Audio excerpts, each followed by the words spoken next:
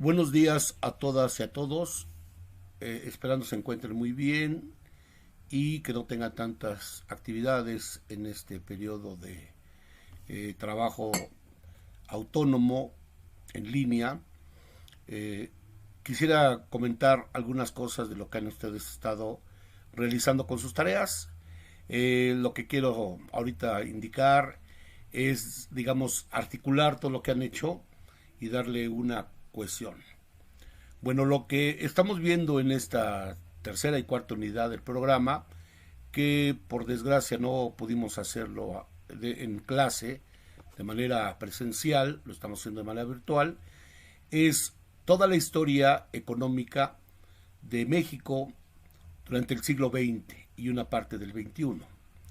Sí, bueno, el siglo XX fue un siglo muy importante, el segundo siglo de historia independiente del país. Sucedieron muchas cosas.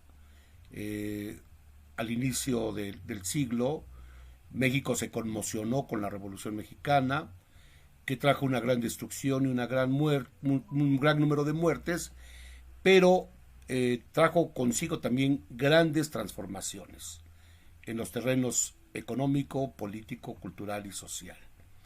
A nivel político, la Revolución Mexicana derrocó a un régimen dictatorial de Porfirio Díaz que no permitía elecciones libres y que había entregado el país a empresas extranjeras. Si bien algunos comentaristas señalan que Porfirio Díaz fue muy exitoso porque trajo el ferrocarril, las inversiones extranjeras, que no está mal, lo que sí que también trajo una sociedad profundamente desigual. Hubo haciendas y en las haciendas vivían peones, endeudados, casas de raya, condiciones de trabajo muy duras, y Porfirio Díaz también reprimió a movimientos de trabajadores como Cananea, Río Blanco, y pues toda la situación política se fue acumulando hasta que reventó en la revolución de 1910 a 1920. Bien, ese sistema cambió totalmente. El poder de una sola persona en días, después de la revolución, hubo algunas décadas de lucha terrible por el poder, asesinatos, azonadas militares, una gran inestabilidad política, hasta que en los años 30 se consolida el sistema político mexicano, que está en una parte del libro que no nos va a dar tiempo de leer, pero en esa época, en los años 30, se consolidó el régimen político mexicano a partir de el presidencialismo.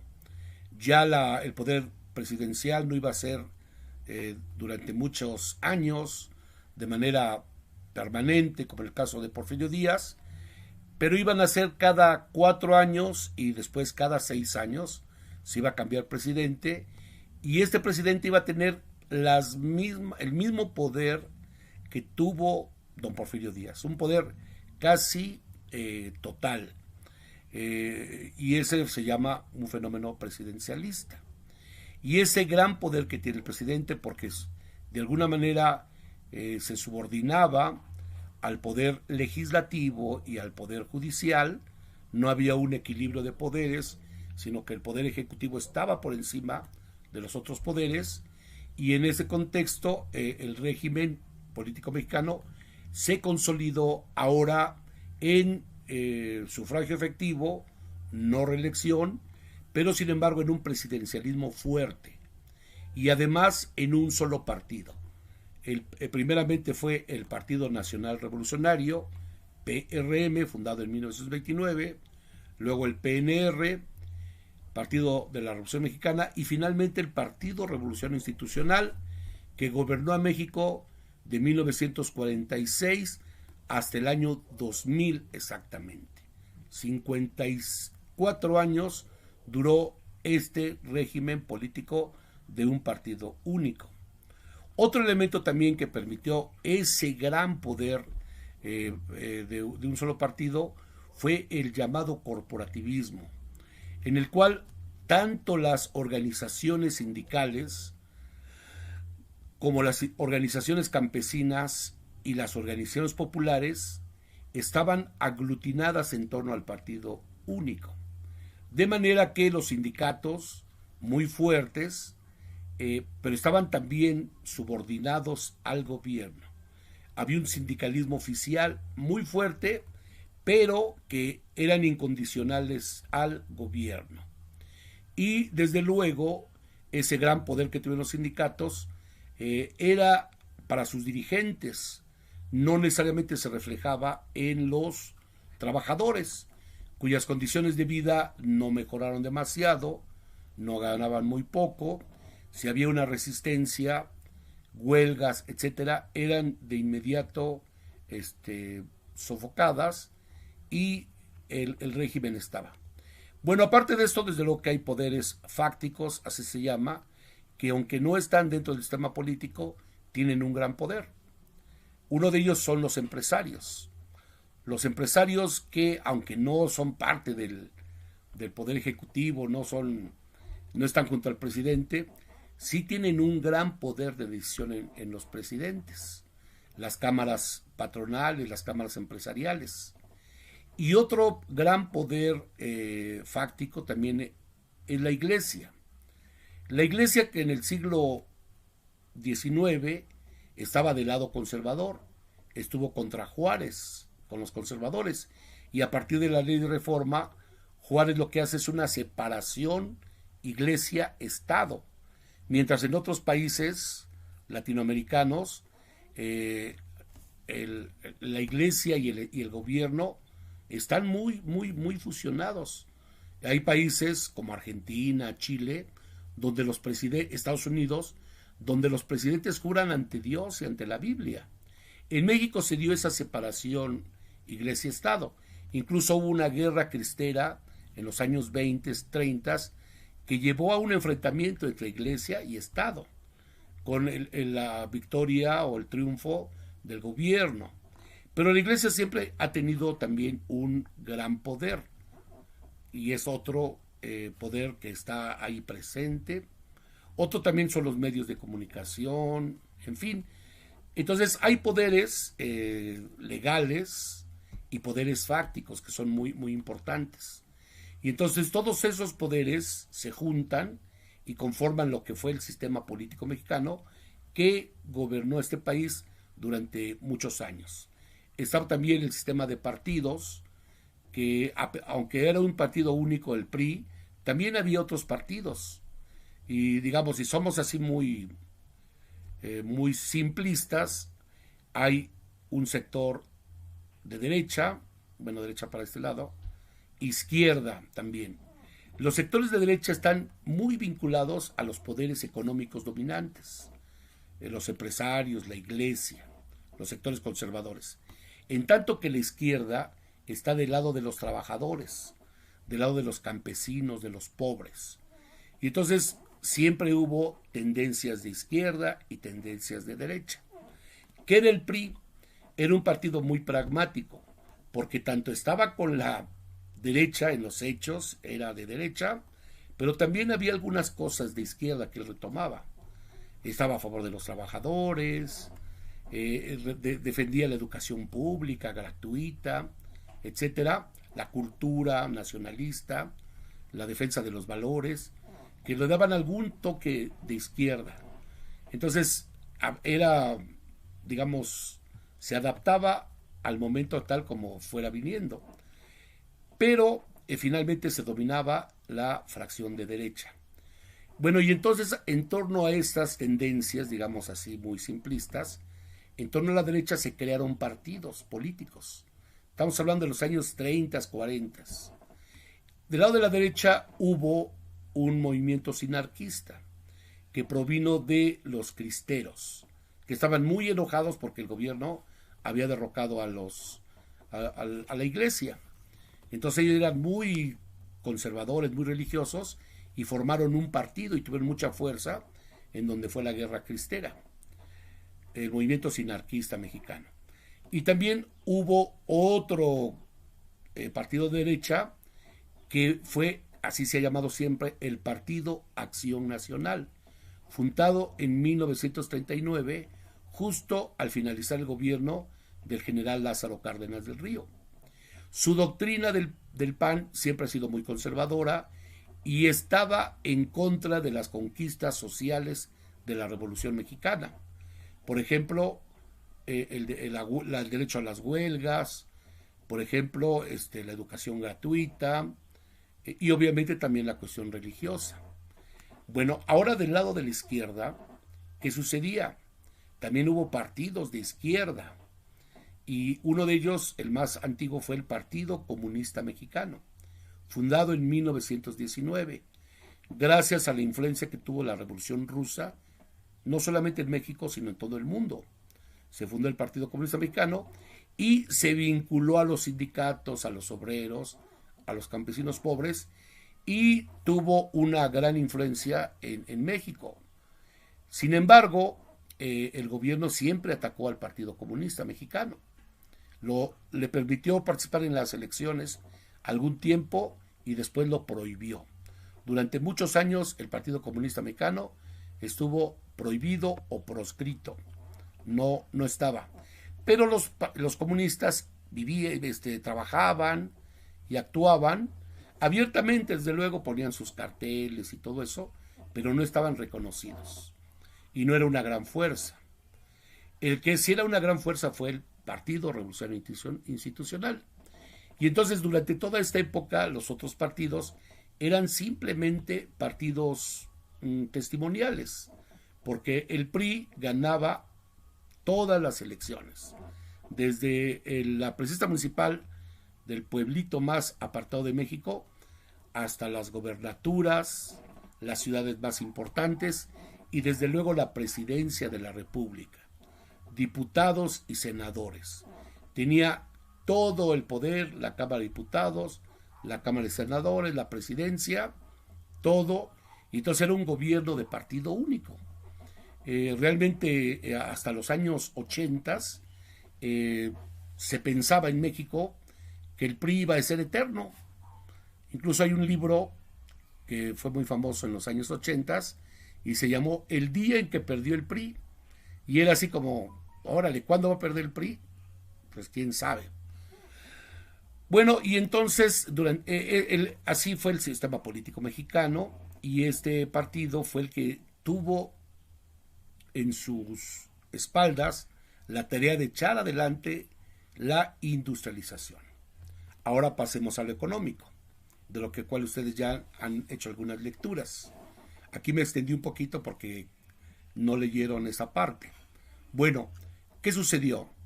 Después de la Revolución, México tenía una economía basada en la producción primaria, es decir, la agricultura, la minería extractiva y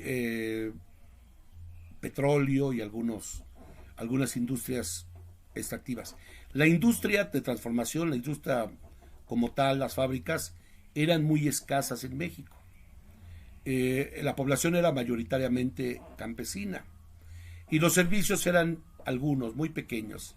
Había bancos, había tiendas, obviamente, pero el gran sector económico estaba en el campo y en la minería. Y el mercado al que se dirigía esa producción era el extranjero. México, dentro de la División Internacional del Trabajo, le tocaba abastecer de materias primas a la industria de los países capitalistas, especialmente a los Estados Unidos, que desde ya a principios del siglo ya era una potencia mundial y acuérdense del periodo imperialista que vieron en alguna exposición, le hincaron sus garras a México para dominar a México casi como una colonia. Al menos penetraron la inversión extranjera a México desde la época de Porfirio Díaz. Llegaron los extranjeros y dominaron, pagaban muy pocos salarios, las condiciones laborales eran muy precarias y se llevaban toda nuestra riqueza nacional a través de los ferrocarriles. Y, sin embargo, dejaban impuestos, creaban empleo, y eso a partir de la producción primaria exportadora era la base fundamental de este modelo de desarrollo. Pero recuerden, en 1929, la crisis del 29-33, ocurrió un acontecimiento muy, muy difícil para México, porque esta crisis provocó quiebras masivas de empresas norteamericanas y de los grandes países capitalistas, y eso trajo consigo consecuencias muy grandes a México, porque la demanda de productos primarios de México hacia los países industrializados se redujo. Y entonces ya no se producía. México se quedó sin producir y eso fue catastrófico para el país. Le pegó muy duro la crisis a México y entonces surgió una estrategia deliberada de ya no había dinero para comprar bienes importados del extranjero, valga la redundancia, y entonces había que sustituir esos bienes, producirlos internamente.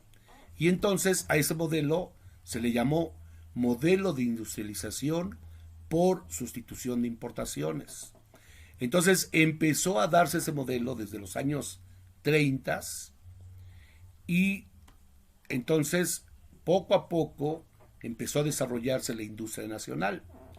Pero aquí hay un elemento muy importante. Recuerden que el gobierno mexicano era un gobierno muy fuerte, emanado de la Revolución Mexicana, que le había dado una gran legitimación a ese gobierno.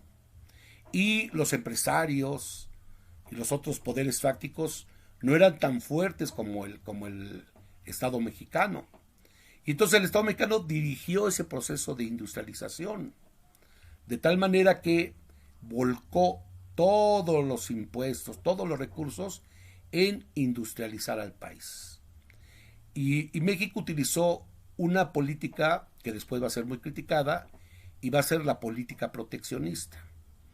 Y en esa política proteccionista lo que hacía el gobierno, valga la expresión, la redundancia, era proteger a la industria nacional. Porque como era una industria incipiente, apenas no podía competir con las empresas extranjeras. Y todo lo que hizo el gobierno mexicano fue cerrar las fronteras de México de los productos importados, ¿sí? Y entonces a ese proteccionismo fue un proteccionismo comercial. No se permitían, estaban prohibidas las importaciones de electrodomésticos, de bienes industrializados del extranjero, y entraban por contrabando, ¿sí? Y si entraban, alguien lo compraba, tenía que pagar un impuesto o arancel muy alto.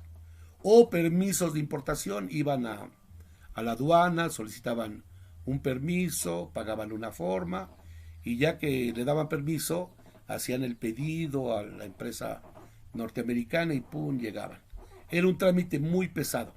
Entonces, la industria mexicana se quedó con todo el mercado nacional, todo el mercado interno. Ese fue el proteccionismo.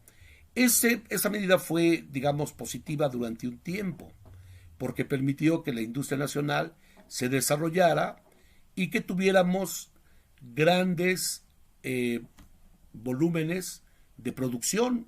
El PIB, el Producto Interno Bruto, creció en esos años de manera muy alta. Recuerden la tarea que dejamos sobre el PIB. Vean los niveles de crecimiento de los años 40 a los años 80. La economía nacional crecía a niveles del 8%, cuando la población crecía a niveles del 3%. Crecía 3 veces más los bienes y servicios que la población mexicana. Entonces había una bonanza. Bueno, otra política proteccionista también estaba en que el gobierno subsidiaba a la industria, le vendía baratos los bienes y servicios públicos, como la luz eléctrica, el petróleo, etcétera, y también les quitaba algunos impuestos. No pagaban algunos impuestos. Ahora, durante esa etapa, la agricultura mexicana tuvo un comportamiento muy excelente, por una razón histórica. El presidente Lázaro Cárdenas del Río, que fue el mejor presidente siglo XX sin ninguna duda, eh, repartió la tierra. Desde la Revolución Mexicana, la tierra fue el reparto de la tierra fue uno de los anhelos más fuertes de los campesinos y por eso entraron a luchar. Recuerden el lema de Zapata: tierra y libertad. La tierra es de quien lo trabaja. Termina la revolución y los gobiernos de Carranza, Obregón, Calles, pues se hacen tontitos y no reparten la tierra. Y todos los campesinos quedaron muy frustrados. Y no es sino hasta que a la presidencia de Lázaro Cárdenas del Río, cuando realmente afecta a grandes latifundios que todavía existían y reparte la tierra en una proporción enorme. Y entonces el campesino mexicano por primera vez en este siglo, no hablemos de la época pasada porque eran dueños de todo, en este siglo es dueño de su tierra. Se reparte la tierra, es la reforma agraria o el reparto agraria. Y ese hecho permitió que el campesino produjera más. No es lo mismo que tú trabajes para el patrón y se lleva la producción, pues, a que tú trabajes para ti. Trabajas los sábados, domingos, porque tienes un estímulo. Entonces el crecimiento agrícola fue muy favorable durante toda esta etapa. Y entonces el crecimiento agrícola fue tan bueno que permitió abastecer de alimentos y materias primas a la industria nacional a precios muy baratos. Entonces la agricultura también protegía y subsidiaba a la industria porque le daba bienes, salarios baratos y materias primas baratas. Y toda la industria nacional vivió todo lo bueno sin poner casi nada. Ya al final de los años 70, la industria nacional ya se había desarrollado, había ya muchas fábricas fuertes y grandes, pero no tenía competitividad para competir con las empresas extranjeras, porque la economía estaba cerrada, las fronteras estaban protegidas para el mercado nacional, solo para los industriales. Bueno, a toda esa etapa se le llama modelo de industrialización por sustitución de importaciones, o también llamado modelo Easy.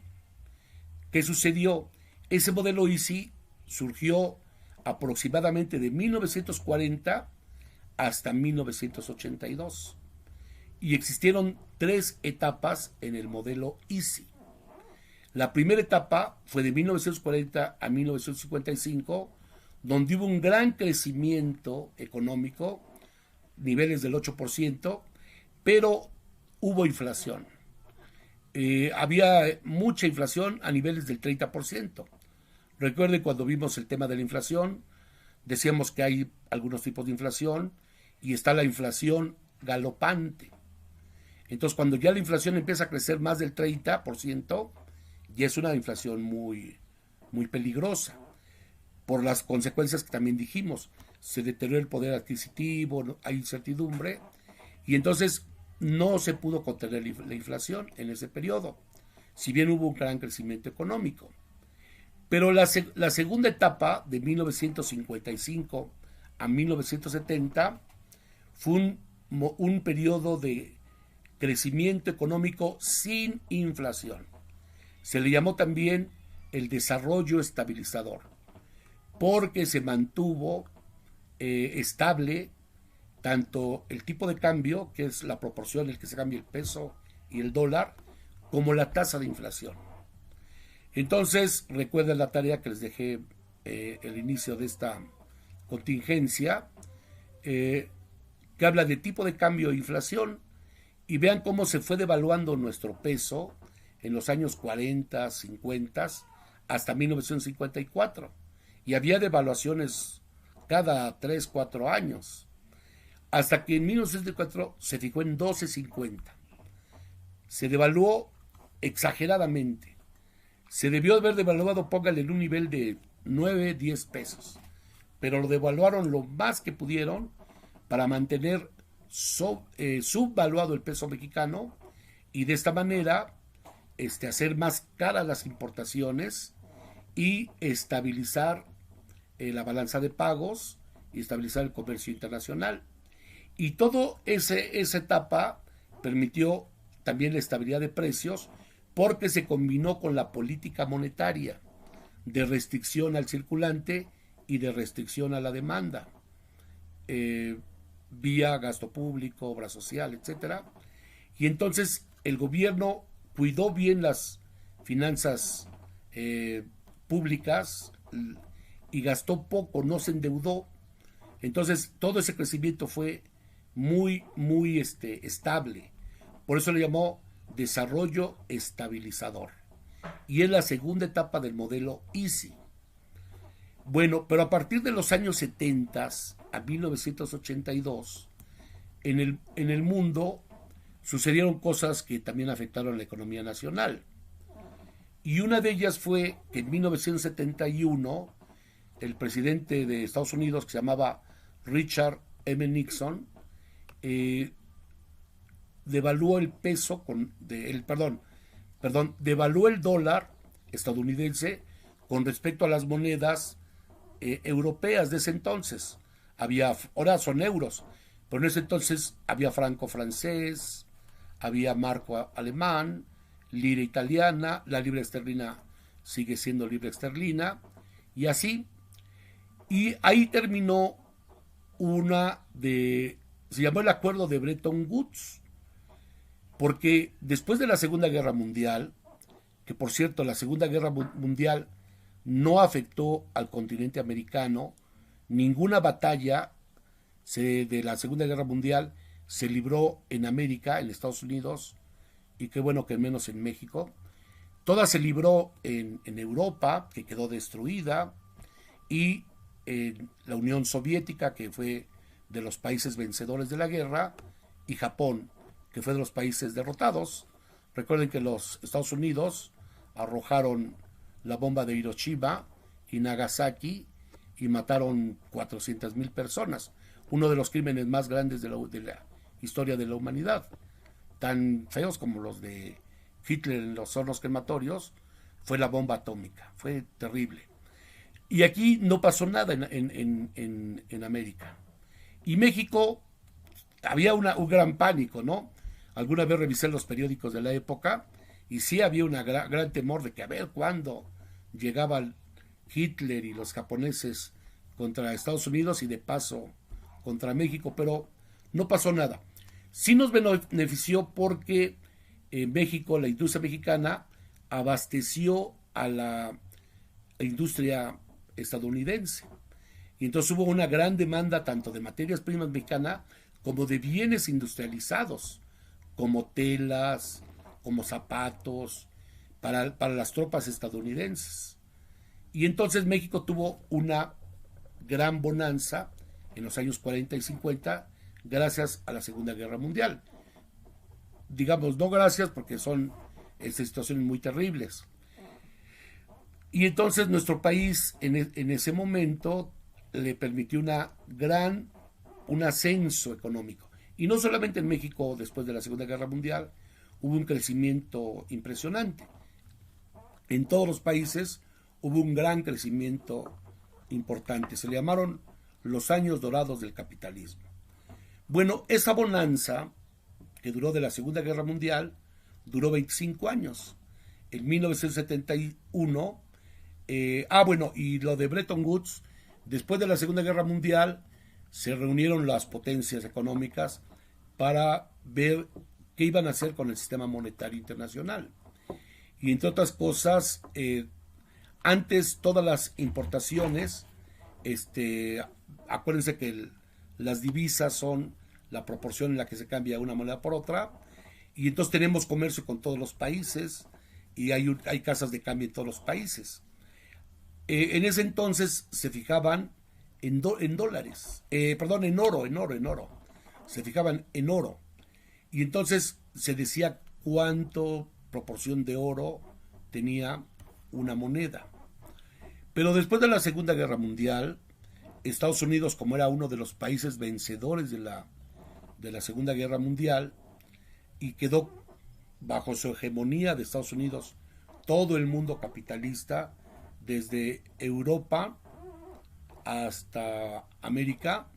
El otro lado hegemónico quedó bajo la hegemonía de la Unión de Repúblicas Sociales Soviéticas, ahí quedó bajo ese países como de Europa Oriental, como Polonia, Rumania, etcétera, quedaron bajo la influencia de esos países. También hicieron sus acuerdos, sus tratados de comercio y todo eso. Y entonces aquí lo que se fijó fue la presión de Estados Unidos de fijar la paridad del dólar con el oro, y se fijó así: una onza de oro era igual a $35. Ahora, simplemente hagamos un ejercicio. Un centenario es una onza de oro. Y el centenario, cuando vimos el tema de dinero, me parece que andaba en 38,000 pesos un centenario. Ahora, si hacemos el ejercicio, $35 por 12.50 que costaba el dólar, eran $400. Aproximadamente era lo que valía una onza de dólares. Póngale 450, ahorita es un cálculo mental. Que ahorita serían 9,000, 8,000, 9,000, 10,000 pesos. ¿Sí? Entonces, se devaluó a partir de ese momento, se quedó fijo. Pero con el tratado de Bretton Woods se quebró en 1971, y entonces, entre otras cosas, Nixon ya no podía sostener esa situación, ya había mucha presión de los países europeos, y entonces devaluó su moneda con respecto a las otras monedas, el dólar con respecto al marco, al franco, a la libra, etc. Y devaluó también el dólar en relación al oro. Y entonces costó 50, 60 dólares. Y después ya se quitó esa paridad y ahora están las libres fuerzas del mercado. Este hecho implicó también grandes consecuencias a nivel internacional y especialmente a nivel de nuestro país, porque empezó una recesión en los años 70 y empezó también la inflación, se disparó en Estados Unidos y en otros países. Y entonces la inflación que se había controlado en México de 55 a 70, a partir del 70 se volvió a desbordar a niveles otra vez del 30%. Y el crecimiento económico, que estaba al 8% aproximadamente, empezó a decaer. Pero el gobierno, los administradores económicos, los funcionarios de Hacienda y del Banco de México, tenían otra idea. Y su idea era seguir creciendo. Era así como una competencia de seguir creciendo, era como una fiebre de crecer.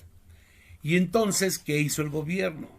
Ante la caída de la inversión de los empresarios y el ambiente un poquito negativo a nivel internacional, el gobierno empezó a gastar más, a crear empleos. Y las empresas que quebraban las absorbía el gobierno con tal de mantener la actividad económica. Eso fue bueno porque mantuvo un crecimiento, un nivel de vida, pero empezó a generar graves problemas en el país. Especialmente dos grandes desequilibrios empezaron a gestarse. Uno, de la balanza de pagos, que había sido estable durante todo este periodo. De manera que poco a poco empezaron a comprar más bienes extranjeros los mexicanos. Se empezó a desequilibrar la balanza comercial. Y segundo, los gastos del gobierno no se respaldaron en un aumento de los impuestos. No hubo una reforma fiscal. Y entonces, ¿qué sucedió? Empezó a pedir prestado a los bancos extranjeros.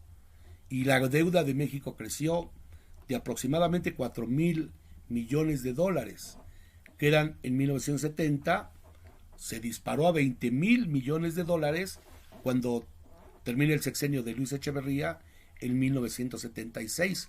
Se multiplicó en 5 veces la deuda externa. Y entonces empezó ya a haber ya serios problemas a nivel macroeconómico de México. Empezó a haber graves problemas.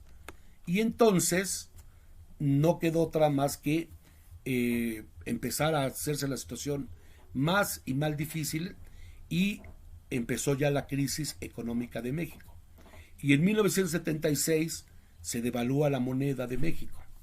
De 12.50, que estuvo durante 54 años, perdón, 24 años, que estuvo en 12.50, se devaluó a cerca de 20 pesos ese año. Y entonces México otra vez empezó a sufrir los problemas que había tenido en los años 40 y empezó otra vez el desencanto. Pero ahora los problemas macroeconómicos empezaban a multiplicarse.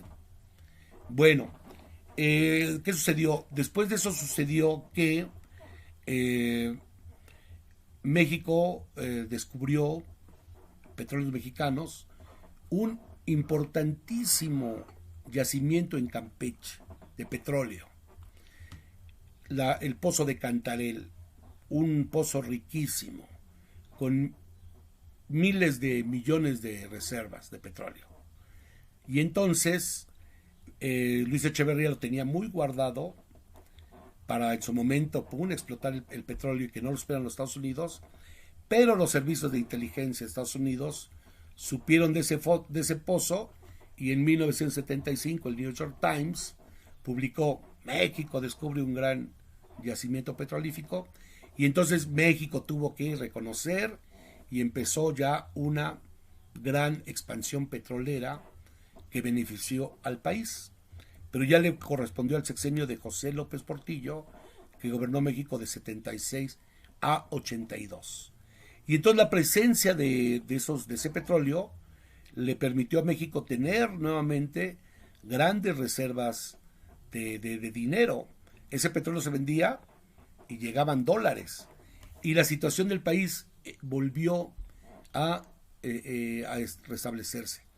Pero ahora sí que se gastó sin ningún raciocinio, se dejó llevar por el ímpetu desarrollista, y si hubiera hecho, por ejemplo, una reforma fiscal que hubiera afectado también a los empresarios, había condiciones, pero López Portillo no se atrevió a hacerla.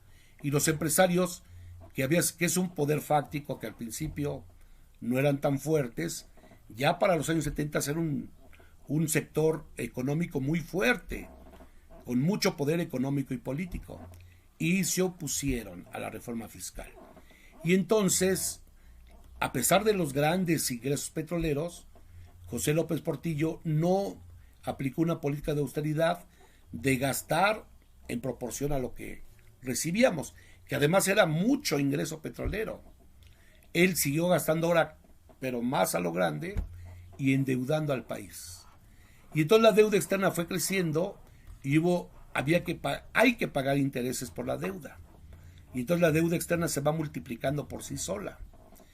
Y entonces la deuda externa fue creciendo hasta llegar a niveles de 80,000, de 20,000 al inicio del sexenio de López Portillo, a 80,000 al final, millones de dólares al final de su sexenio. Y entonces, después ya no se sostuvo esto. El gobierno de Ronald Reagan en ese entonces, Ronald Reagan en 1981, también ante una situación difícil que tenía los Estados Unidos, hizo dos medidas para proteger su economía. La primera, aumentar las tasas de interés. Y la segunda, bajar los precios del petróleo. Y entonces bajó los precios del petróleo mexicano, se desplomaron, y entonces otra vez el país empezó a sufrir graves problemas. Pero ahora los empresarios mexicanos, muy voraces, muy especuladores, empezaron a cambiar sus pesos en dólares. Le apostaron a que México devaluara su moneda y que sus fortunas se multiplicaran, porque al cambiar sus pesos por dólares, después de la devaluación, ahora tenían más pesos. Y se empezaron a fugar del país miles de millones de dólares durante 1981. Se hizo una situación ya insostenible y en 1982 finalmente caímos en una gran crisis financiera y económica. El último año, 81, México tuvo una tasa de crecimiento de 8.1. Ustedes pueden verlo en sus tareas del PIB. Y en 1982 crecimos, más bien decrecimos, menos 0.2%. Se cayó la economía así verticalmente. Vean sus gráficas. Y entonces, ¿qué sucedió? Y esa política de nacionalización de banca y control de bancos, control de cambios, duró muy poco. Porque terminó el sexenio de López Portillo, fue muy repudiado López Portillo, porque él vivió de la bonanza pasó de la bonanza petrolera, del auge, de decir que estábamos ya en la abundancia, a una situación muy triste de estar en una devaluación y en una situación de gran pobreza y desempleo que ya surgió en cuestión de meses en el país, ¿sí? Y entonces hubo una gran frustración y nuestro país en ese momento, en 1982, termina el modelo de sustitución de importaciones. México tuvo que pedir dinero prestado para recuperar el boquete financiero que teníamos, lo tuvo que pedir prestado y recurrió al Fondo Monetario Internacional. Y el Fondo Monetario Internacional no le iba a prestar a México así, sí, pásale, aquí está el dinero. Le puso condiciones al país y se firmó las famosas cartas de intención con el Fondo Monetario Internacional. Y hasta acá termina nuestra charla del día de hoy, que es muy bonito, les voy a ser sincero, muy bonito que uno pueda hablar y que no estén platicando y se distrae uno, ¿no? Pude hablar de corrido casi 45 minutos. Los quiero mucho, los amo, los extraño mucho y les voy a dejar una actividad para de aquí al viernes, de aquí al sábado. La actividad es esta: que vean este video que les voy a enviar, esta pequeña charla que les envié, clase de muchas clases, ahorita la sinteticé, lo de 2 semanas o 3 de clase, ya se lo sinteticé. Ustedes ya leyeron algunas cosas y la actividad es la siguiente, así muy simple: que vean mi video y que en una hojita escrita a mano ustedes digan qué temas se toman en cuenta en esta charla. Por ejemplo, digo alguno: Revolución Mexicana, sistema político mexicano, devaluación, etcétera.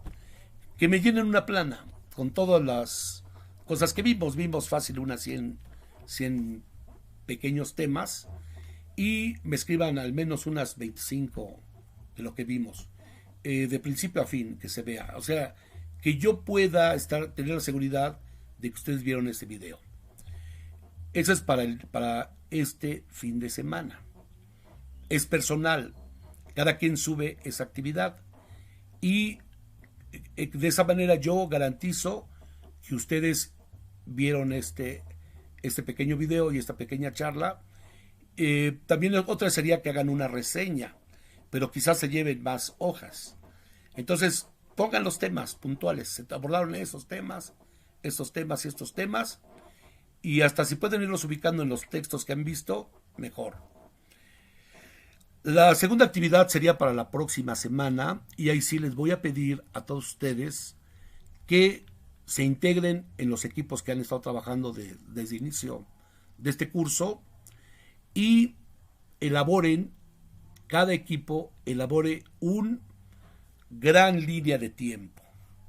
Y tienen que tomar en cuenta dos grandes periodos. Bueno, sí, 2 grandes periodos. el periodo del modelo primario exportador, bien lo que pasó, en 1900, qué pasó, la revolución y a nivel internacional qué pasó, recuerden el imperialismo, el reparto del mundo por las grandes potencias, etcétera, la revolución rusa y después hasta 1982. De 1900, después en el modelo primer exportador está hasta la crisis del 29. Y entonces a partir de ahí viene el modelo Easy con los 3 periodos que les he dado.